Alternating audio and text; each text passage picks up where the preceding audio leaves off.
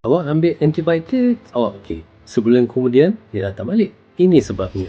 Antibiotik bunuh kuman, tapi tak sepenuhnya. Kalau ada masalah sinusitis, maka masalah sinus tu perlu dibetulkan dulu sebelum antibiotik boleh masuk dalam sinus tu. Antibiotik memang bunuh bakteria, tapi tak sepenuhnya. Tahu sebab apa?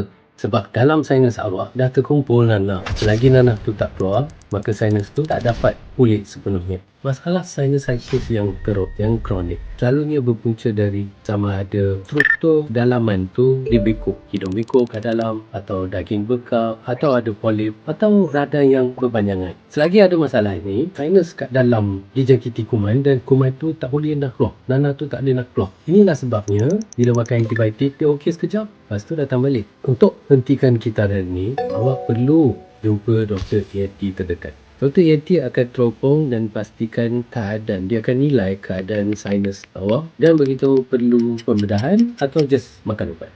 So, kalau sinusitis awak sering berulang, saya sarankan pergi jumpa ENT terdekat.